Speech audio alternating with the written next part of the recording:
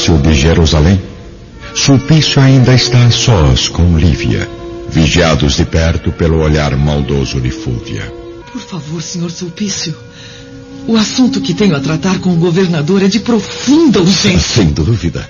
Por isso, para deixá-los a sós, a fim de não serem incomodados nesse importante diálogo, encaminharei a senhora ao gabinete privativo de Pilatos. Por favor, queira me acompanhar. Mas não seria melhor avisá-lo antes? Diga que prometo não incomodá-lo por muito tempo. Não se preocupe. Tenho certeza que o governador irá atendê-la com o máximo prazer durante o tempo que a senhora, ou melhor, que os dois desejarem. Venha comigo, por favor. Sabendo que o senador Públio se encontra em animada palestra no salão de reuniões, Sulpício conduz Lívia a um gabinete distante, repleto de perfume, onde estão dispostos preciosos vasos de flores orientais, cheias de aromas profundamente insinuantes. É aqui que Pilatos recebe regularmente a visita secreta de mulheres convidadas a participar de seus prazeres libidinosos. Caminhando às proximidades do palácio de Flamínio Severus, Saul e Agripa retornam ao lar, na agradável tarde da cidade imperial. Mas me conte essa história com detalhes, Saul. Quem é o senador romano que torturou seu pai? Eu ainda não sei. Mas tenho certeza que, assim que descobrir, irei me vingar. Por acaso, está pensando em sair à procura desse homem? De modo algum, Sr. Agripa. Jamais imaginei ser tratado tão dignamente por uma tradicional família romana como a sua. Espero ainda permanecer muito tempo por aqui, enquanto merecer a incomparável confiança de seus pais e a sincera amizade do senhor e do seu irmão Plínio. Falando em irmão, vamos entrar logo. Talvez haja alguma notícia do paradeiro daquele desajustado. Os dois entram pelo suntuoso portão do palácio e Saul, mais uma vez, sente-se aliviado por haver conseguido envolver o coração generoso de Agripa com a falsidade das suas palavras. Em Jerusalém, ignorando completamente as artimanhas de Sulpício, Lívia estranha a ornamentação do gabinete de Pilatos, permanecendo naquele ambiente perfumado pela luxúria, refletindo, sozinha, em sua mente pura e caridosa. Deus da misericórdia, permita-me ter fé suficiente para implorar ao governador da Judéia sua inestimável interferência a favor do Messias. Fúvia, profunda conhecedora deste gabinete, está agora escondida numa passagem secreta, observando a esposa de Públio Lentulus no interior do aposento, a esperar, angustiada, a chegada de Pilatos. Bem próximo dali, no salão de reuniões, Sulpício Tarquínios faz um sinal familiar ao governador, que o acata prontamente, partindo ao seu encontro num extenso corredor mal iluminado. O que houve, Sulpício? Espero que seja alguma coisa importante. Não vê que estou recebendo a nata do Império Romano? Desculpe, governador, mas creio que a nata do Império Romano não é tão primordial quanto a essência do prazer. Está delirando, guardião! Diga logo o que deseja. Eu não tenho tempo para o seu jogo de palavras. Lívia Lentulus, em pessoa, o aguarda em trajes provocantes no seu ninho de amor. Lívia? Tem certeza que é ela, Sulpício? Com todo respeito, governador, uma mulher como Lívia Lentulus é inconfundível. E parece que também é insaciável, pois já o espera sozinha e ansiosa no gabinete privativo. Desculpe-me, senhores. Por acaso viram meu marido? Fúvia, o que faz por aqui? Bem, vamos voltar ao salão. Eu creio que seu marido ali se encontra, senhora Fúvia. Os três regressam à suntuosa sala de reuniões. Fúvia deixando transparecer levemente a satisfação sinistra da sua alma, por haver presenciado todos os preparativos para o encontro secreto entre Lívia e Pilatos. O governador, no entanto, está indeciso, assustado com os olhares penetrantes e desconfiados da antiga amante, que já começa a traçar na mente mais um de seus planos terríveis. Porém, o desejo é mais forte que o medo. Pôncio Pilatos não resiste ao apelo da paixão. Meus amigos, espero que me concedam alguns minutos para atender a uma entrevista urgente que eu não esperava nesse momento. Algo relacionado ao profeta, governador?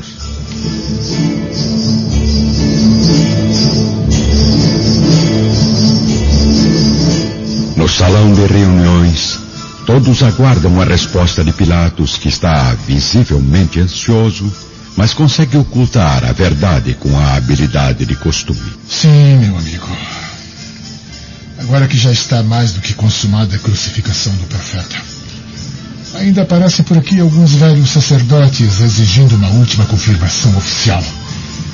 Mas não se preocupem, meus caros. Pretendo não me estender por muito tempo nessa palestra inoportuna. Com licença. Pilatos se retira, com o consentimento de todos, enquanto Fúvia o acompanha com os olhos transbordando de ciúme. Enquanto isso, na varanda da residência do senador, a pequena Flávia recebe a visita da prima, a Aurélia, que chega junto com a escrava Semele.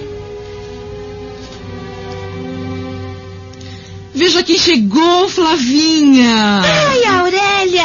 Que bom que você veio! Você sabe que mamãe não gosta da nossa amizade, minha prima. Mas minha saudade foi mais forte. Consegui despistar as servas e fugir do palácio. Menina levada. Quem é ela, Flávia? Ah, não se preocupe, minha amiga. Ela é Semele, serva de confiança da mamãe. Os olhos dela não me despertam muita confiança. Já em companhia de Lívia, em seu gabinete privado, Pilatos ouve as palavras angustiadas da esposa do senador. Senhor governador, mesmo sem a permissão do meu marido, venho até aqui a fim de suplicar vosso auxílio político para a liberdade do profeta de Nazaré. Que mal teria praticado aquele homem humilde e bondoso para morrer assim, de modo tão vergonhoso, entre dois ladrões? Senhora Lívia, tudo fiz para evitar a morte de Jesus, vencendo todas as minhas obrigações de governador. Mas, infelizmente, a sentença está consumada. Nossas leis foram vencidas pela ira da multidão. Então não é justo esperarmos mais nenhuma providência em benefício desse homem incomparável, condenado como miserável malfeitor? Será o Messias crucificado pelo crime de praticar a caridade e plantar a fé no coração dos seus semelhantes? Infelizmente, nada mais posso fazer, senhora. Sinto muito. Mas não fique desconsolada. Vamos conversar sobre assuntos mais agradáveis. Ao mesmo tempo, no salão do palácio, o senador Públio conversa com um grupo de civis romanos e Sulpício troca algumas palavras com Sálvio, enquanto Fúvia despede-se da irmã Cláudia apressadamente. Por que vai embora tão cedo, minha irmã? Porque não me sinto muito bem, Cláudia. Eu preciso de repouso. Hoje tivemos um dia bastante agitado devido ao julgamento desse profeta criminoso. Quer que alguma serva a acompanhe até sua casa? Não é necessário. Nos vemos amanhã. Boa tarde. Boa tarde. Fúvia parte apressadamente para o ponto estratégico de observação, mas antes se aproxima do senador Públio, que está entre os civis. Senador, desculpe-me interromper a palestra, mas eu preciso de sua atenção por alguns minutos. Seja breve, por favor, Fúvia. O assunto é particular. Com licença, senhores. Públio, mesmo a contragosto, sai do salão, ao lado de Fúvia, que não vê a hora de contar-lhe tudo o que sabe ou imagina saber.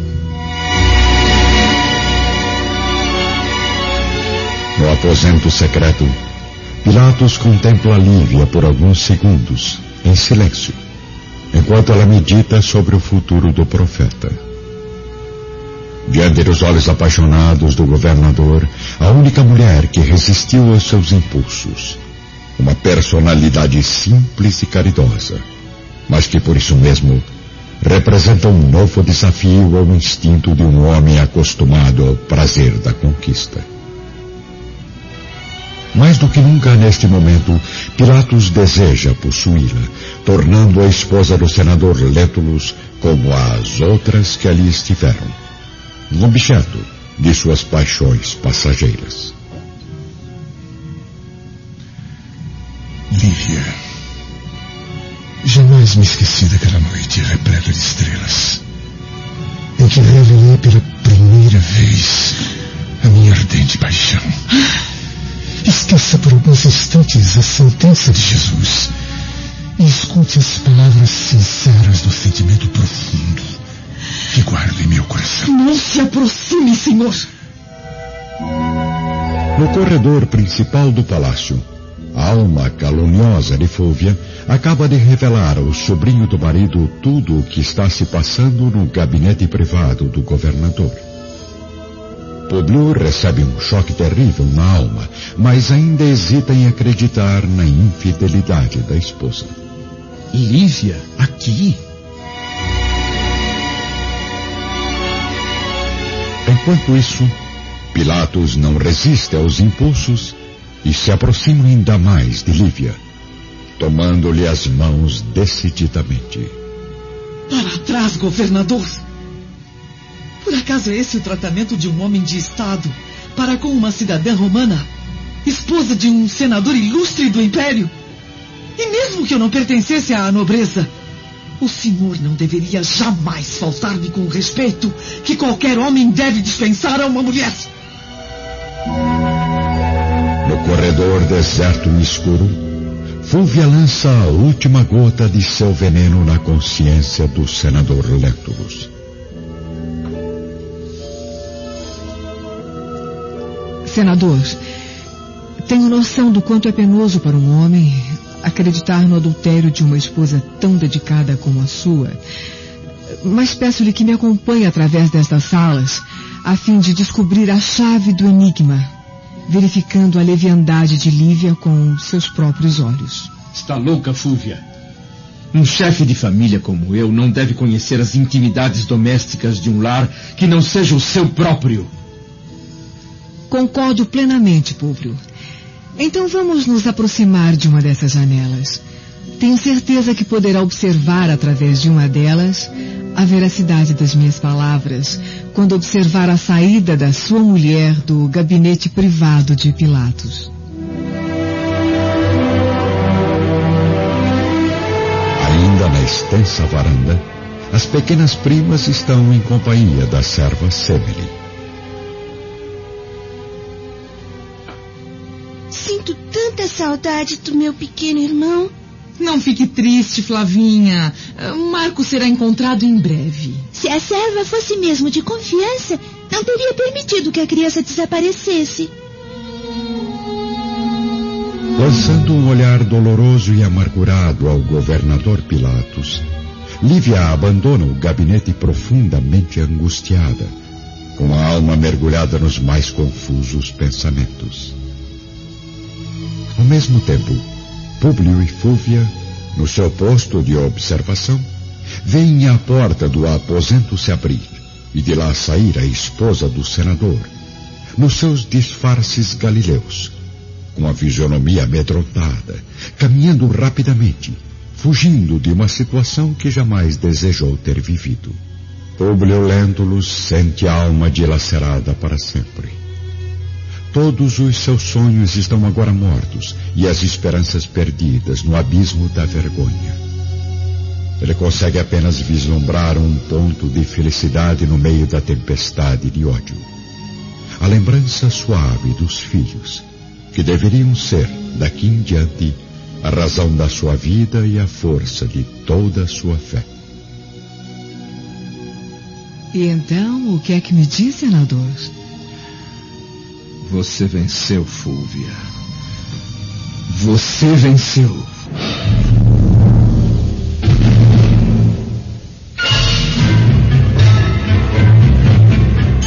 Públio consegue reunir forças para suportar a pressão dos nervos e retornar ao salão do palácio, procurando disfarçar os sentimentos que atormentam sua mente.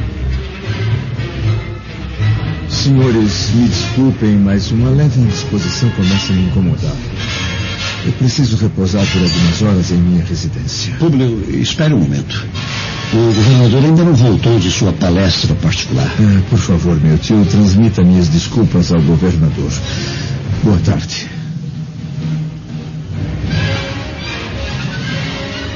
O senador se retira, desanimado, enquanto Fúvia, escondida entre os pilares do edifício, observa Públio sair do palácio ostentando nos olhos traidores o falso brilho da vitória.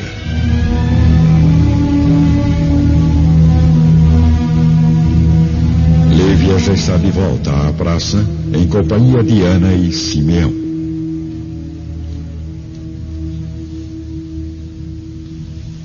Meus amigos, infelizmente nada pude fazer. Tudo está perdido. Senhor, divino Pai, por que existem almas tão perversas e cruéis neste mundo? A sentença foi consumada. Não há mais nenhum recurso. O profeta carinhoso de Nazaré jamais nos acolherá novamente com suas consolações de fé e amizade. A cruz de hoje será o prêmio desse povo ensandecido à sua bondade inesgotável. Seja feita, então, a vontade do Pai que está nos céus. Nas sombras da minha velhice, reconheço agora que o Messias nunca nos ocultou a verdade dos sacrifícios e dos martírios que o aguardavam na terra, a fim de nos ensinar que o seu reino não se encontra neste mundo. Será tão doloroso suportar a saudade daqueles olhos sagrados e confortadores. A felicidade radiante que suas palavras conduziam aos corações mais amargurados. Honras e glórias, mocidade e fortuna, bem como as alegrias passageiras do plano terrestre, de nada valem. Pois tudo aqui vem a ser ilusão que desaparece nos abismos da dor e do tempo. Não, Lívia, você não deve sentir saudade de alguém que jamais irá partir, que estará sempre presente nas almas mais humildes e sensíveis, porque a única verdade é que seguiremos todos o caminho do reino eterno. Caminhando por uma rua estreita, próxima ao palácio de Salvio Lentulus, Aurélia está acompanhada da serva Semele, que a leva de volta para casa, a mando da pequena Flávia. Sua mãe não vai gostar quando descobrir que você foi sozinha visitar a prima.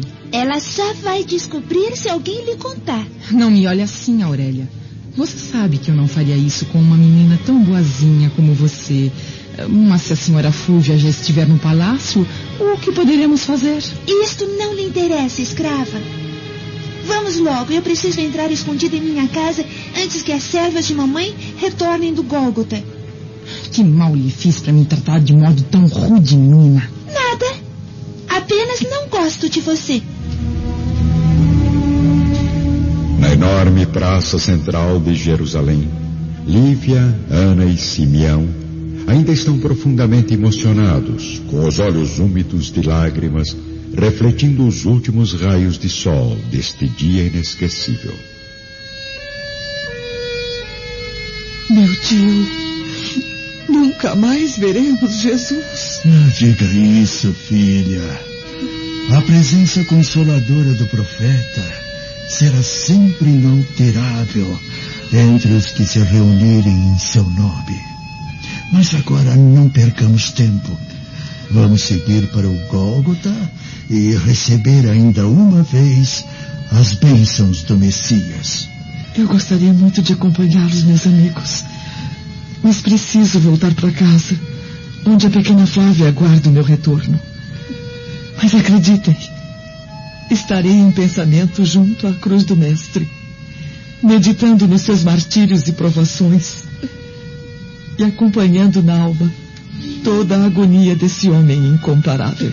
Que Deus a ilumine nos sagrados deveres de esposa e mãe, senhora Lívia.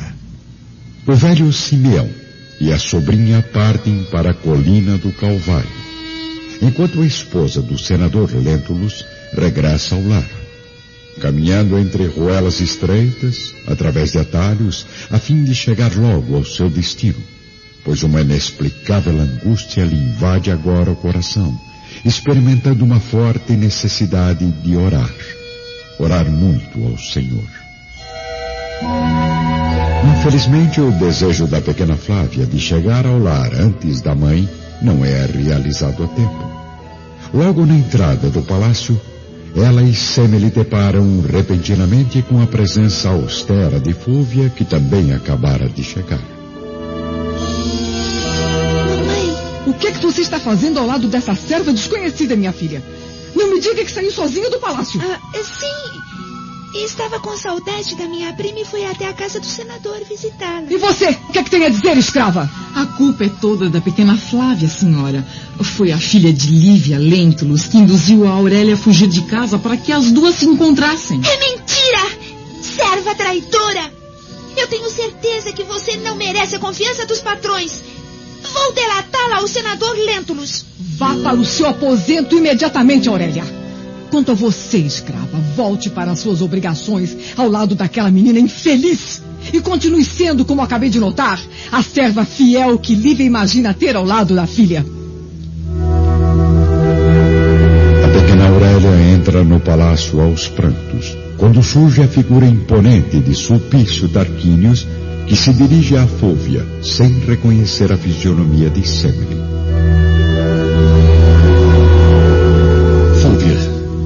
Preciso falar com você. Sulpício, pensei que jamais iria vê-lo novamente.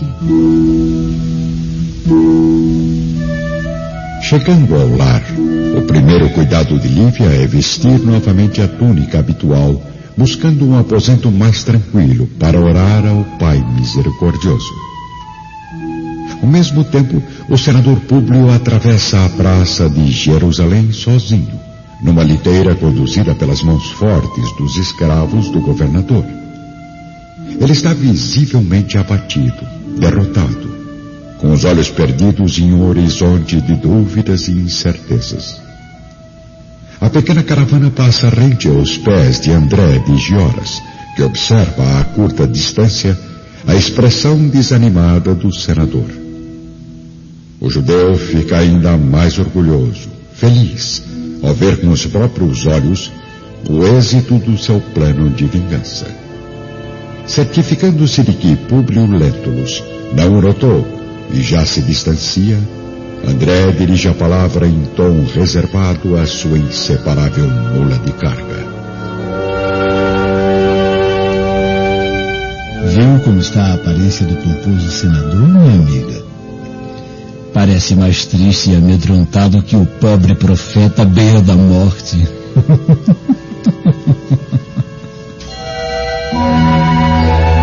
À frente do palácio de Salvio Lentulus, o triângulo das almas perversas da nossa história está mais do que completo, com Fúvia, Sulpício e Semele, que não consegue ocultar a felicidade ao rever o guardião conquistador.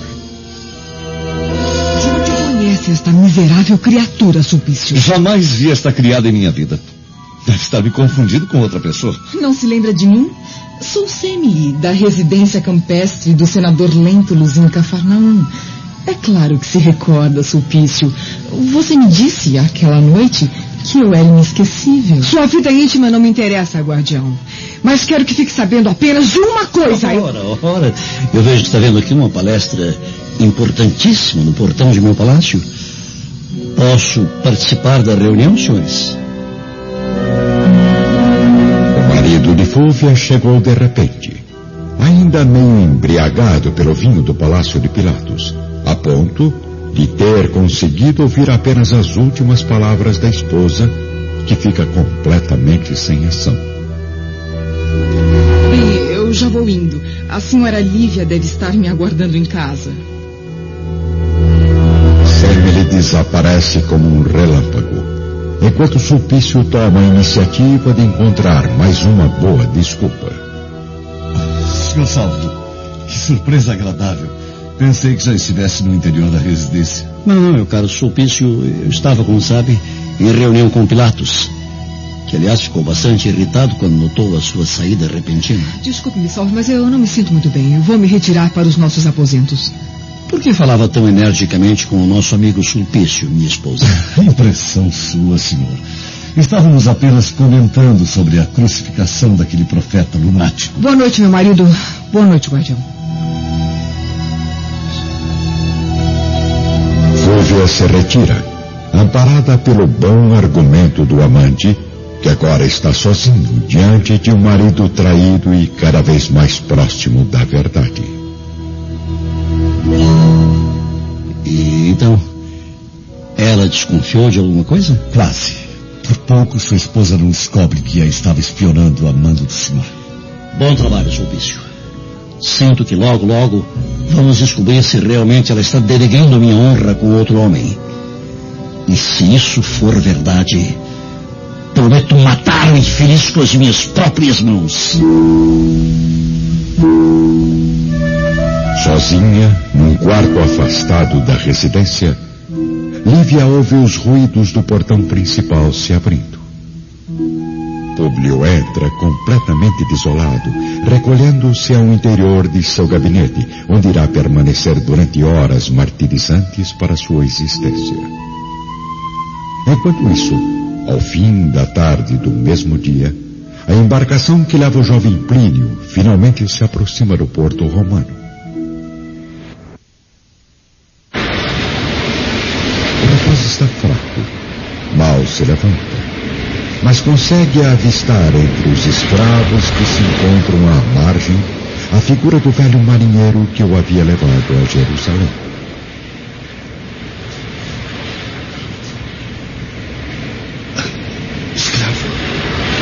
Escravo, não me reconhece? Sou eu, Plínio Severus. Senhor Plínio, mas o que aconteceu? Eu não tenho forças e nem motivos para explicar. Agora, leve-me para minha residência o mais depressa possível. O servo rapidamente consegue uma biga conduzida por um jovem centurião, que acomoda Plínio da maneira mais confortável e o conduz a toda velocidade em direção ao palácio da família Severus. Na casa do senador Lentulus, a pequena Flávia está agora com a mãe, que observa de uma das janelas da residência os movimentos no Monte do Gólgota, onde as 3 cruzes já estão sendo erguidas, ante uma multidão aglomerada ao seu redor. Por que está tão triste, mamãe? Porque hoje algumas almas invejosas destruíram o único sonho de um povo sofrido e carente. Uma daquelas 3 cruzes que estamos vendo é a do profeta de Nazaré? Sim, filhinha. Infelizmente é verdade. De repente, Lívia sente-se tocada por uma onda de sensações indefiníveis, como se o ar sufocante de Jerusalém estivesse repleto de vibrações desconhecidas. Completamente fora de si, a esposa do senador consegue vislumbrar através dos olhos espirituais a grande cruz do Calvário cercada de infinitas luzes brilhantes, moldadas por nuvens escuras de uma atmosfera pesada a pronunciar uma intensa tempestade. No entanto, em seguida, Lívia contempla uma visão maravilhosa, um longo caminho aberto entre a terra e o céu, de onde descem ao Gólgota legiões de anjos iluminados que se concentram ao redor do monte, transformando a cruz do Mestre em uma incrível fonte de claridade eterna. No fundo da alma, ela consegue ver o Messias, rodeado pelos poderosos mensageiros e com o coração invadido pela maior emoção de sua vida. Nota que Jesus desvia levemente o olhar em sua direção, numa onda de ternura e misericórdia, como se o Mestre, do alto de sua glória, transmitisse uma mensagem exclusiva para os seus ouvidos desesperançosos.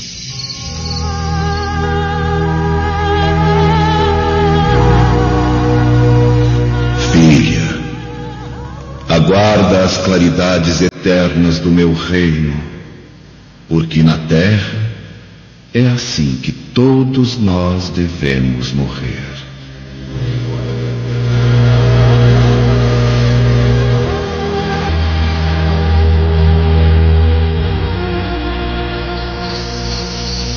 Lívia, ainda dominada pela incrível visão que contempla na alma, deseja responder às palavras suaves do Messias, mas tem o coração sufocado por um sentimento radiante de espiritualidade.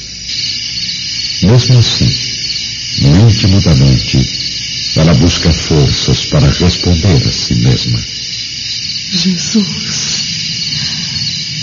conceda-me fé e esperança para cumprir os teus ensinamentos e alcançar um dia o reino supremo de amor e de justiça.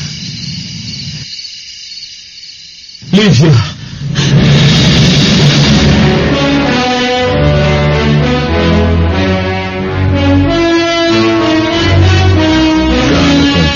Do seu aposento, o jovem Plínio repousa no leito, observado pelos pais, pelos irmãos e pelo escravo Saul. Tenha forças, meu filho. O médico já está chegando. Que isso, Calpurnia? Nosso filho não está morrendo? Sim, meu pai. Graças aos deuses, eu consegui sobreviver ao ataque violento dos ladrões. E graças também a um velho judeu que afugentou os criminosos e salvou a minha vida. Velho judeu? Sim. A dor era insuportável. Mas, inacreditavelmente, aquele homem me acomodou numa mula de carga e me levou à sua própria casa. Um sítio afastado do centro, onde bebi uma mistura de ervas palestinas que foram a minha salvação e alívio durante a viagem de volta. Precisamos recompensar essa nobre alma, meu marido. Ah, não se preocupem. Eu já entreguei ao judeu tudo o que me restava. 2.000 sestércios. Mas isso é uma pequena fortuna. Eu não tinha escolha, Agripa.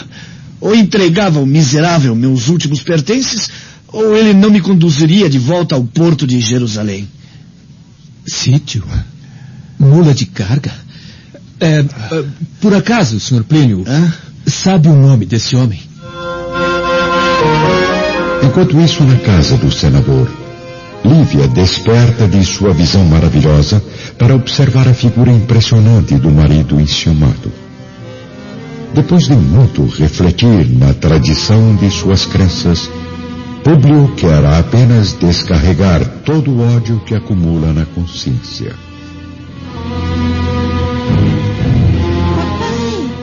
Papai, que bom que você voltou. Vá para o seu quarto, minha filha. Eu preciso conversar com sua mãe. A pequena Flávia se retira, fitando os olhos de Lívia cheios de lágrimas, recordando ainda na memória a visão abençoada de Jesus e dos mensageiros celestes. O senador, mesmo tocado pela ira, jamais havia visto a esposa tão espiritualizada e tão bela como neste instante. Mas o demônio da calúnia o convence de que o pranto de Lívia nada mais é que um sinal de arrependimento por haver traído a honra do marido.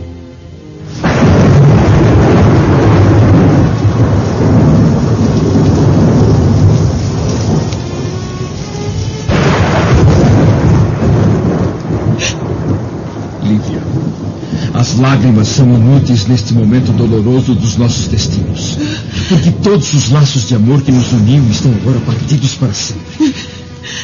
O que? Mas o que é isso, Públio? Fique quieta. Não diga nem mais uma palavra. Eu pude ver com os meus próprios olhos o seu crime imperdoável. Crime? E agora conheço a verdadeira razão dos teus disfarces de mulher humilde. A senhora irá ouvir tudo o que eu tenho a dizer, sem direito a nenhuma resposta. Porque uma traição como essa só poderá encontrar punição justa no silêncio profundo da morte.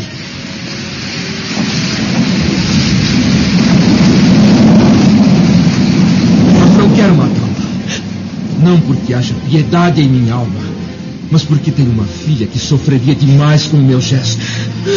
Ainda respeito o meu nome e as tradições da minha família, e não pretendo ser um pai desnaturado e criminoso.